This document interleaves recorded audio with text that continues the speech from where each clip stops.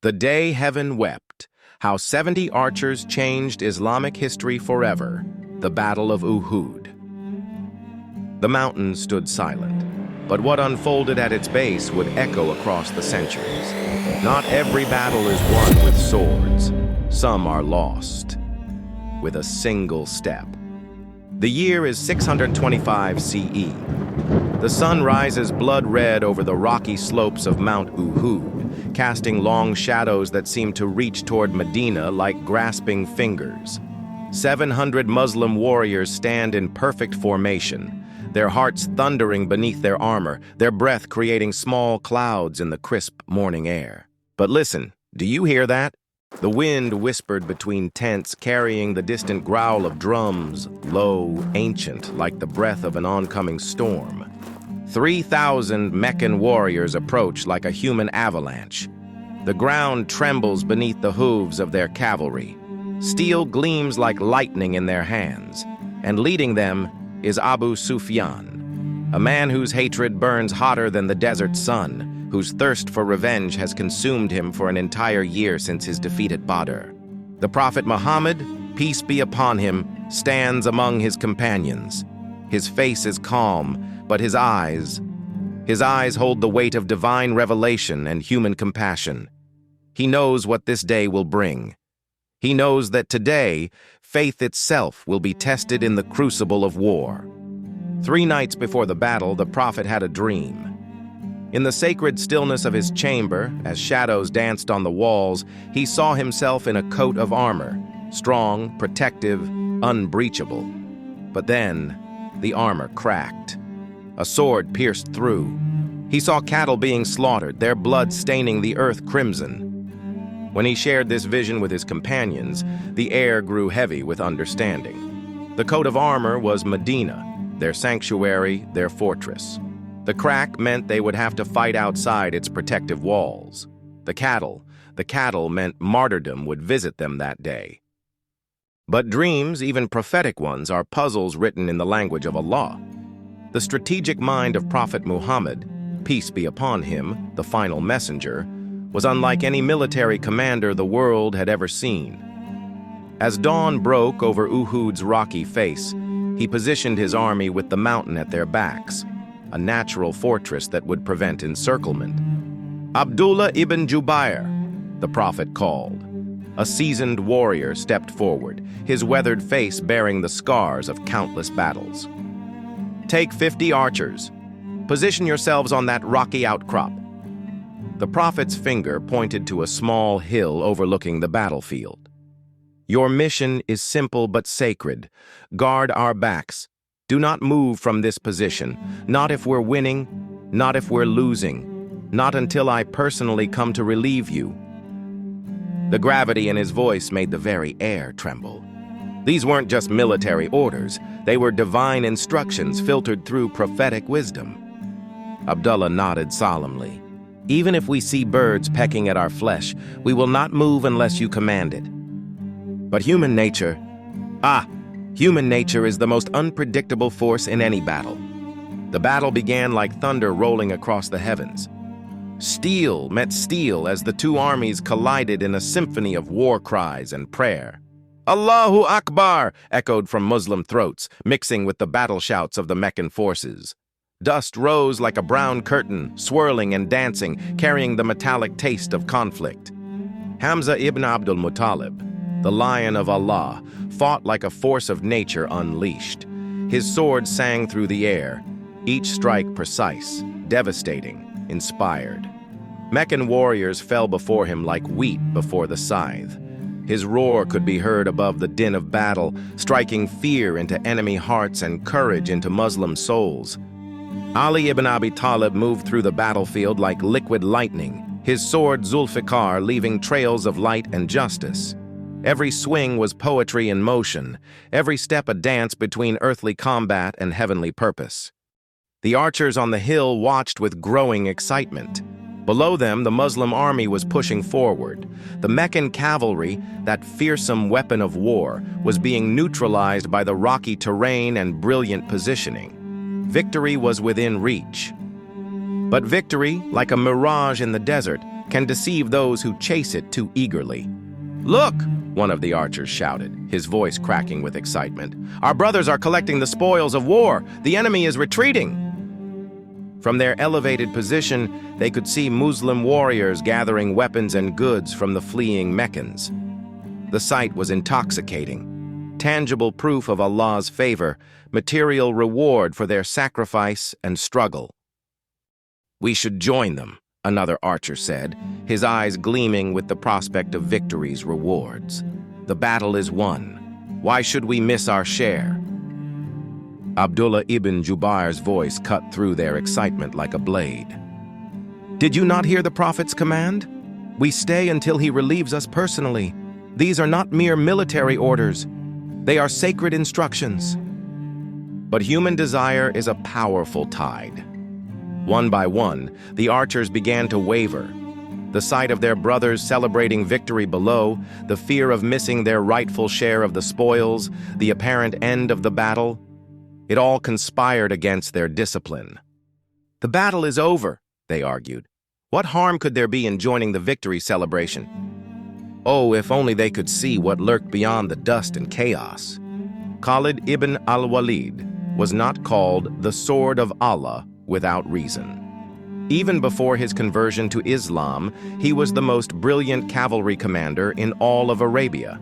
His tactical mind was like a chess master's, always thinking 3 moves ahead. As he watched the Muslim archers abandon their posts, a smile spread across his battle-hardened face. It was the smile of a predator who had just spotted the weakness in his prey. "Now," he whispered to his cavalry, "circle around the mountain." 40 archers remained with Abdullah ibn Jubair, but 40 against Khalid's cavalry was like a candle flame against a hurricane. The attack came swift and merciless. The loyal archers fought with the desperation of men who understood their sacred duty, but they were overwhelmed. Abdullah ibn Jubair fell with arrows piercing his chest, his final breath a prayer, his last sight the mountains of Uhud reaching toward heaven. His sacrifice would be remembered, but the damage was done. The tide of battle turned like a page in destiny's book.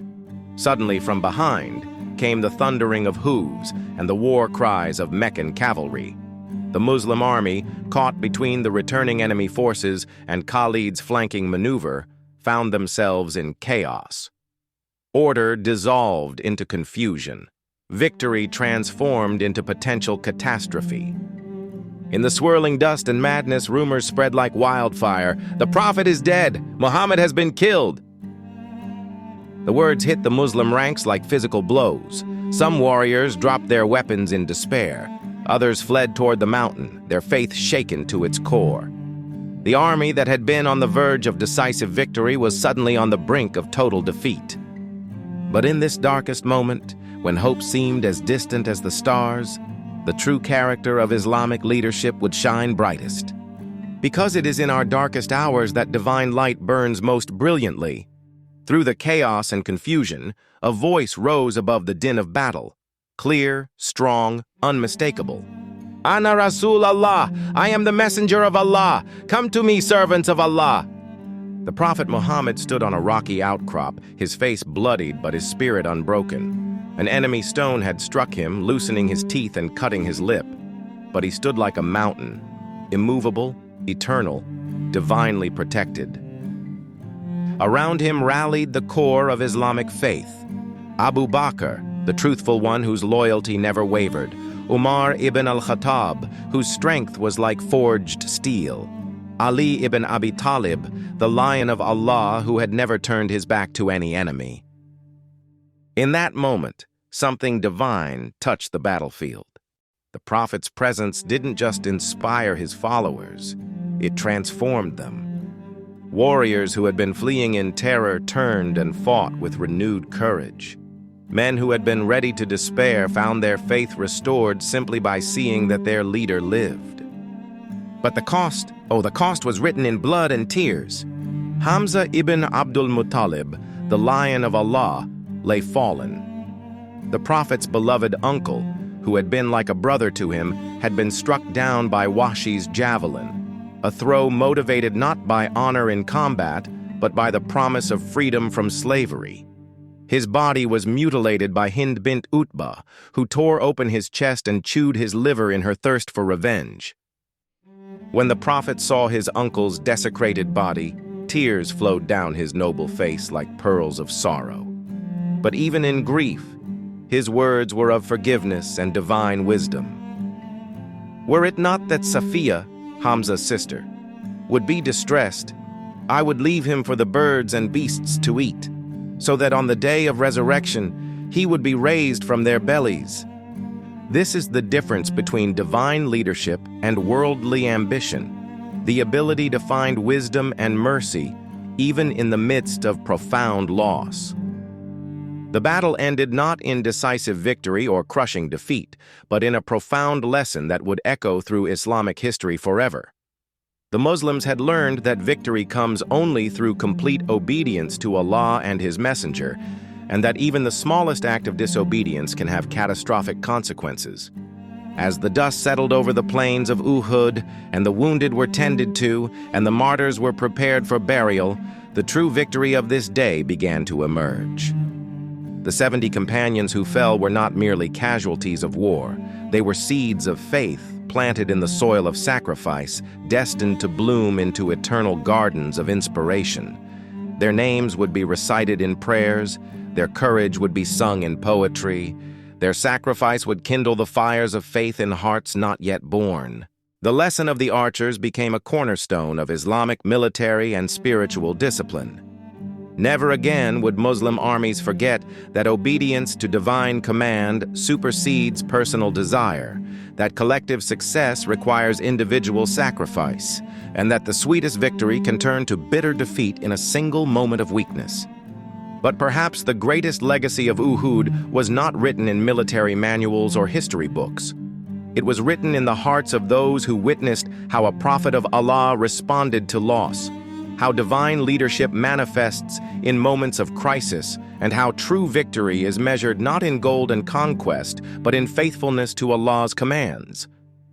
The wind that carried secrets across the desert that day still whispers to us across the centuries.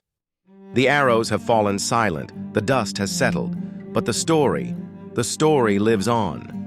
In every moment when we face the choice between obedience and desire, between duty and temptation, between the difficult path of righteousness and the easy road of compromise, we stand with those 70 archers on the hill at Uhud. This is your invitation to journey deeper into the legends that shaped our faith.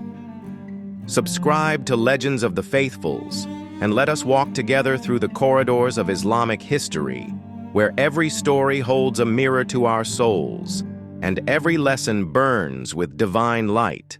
Until we meet again in the realm of legends, may Allah's peace be upon you.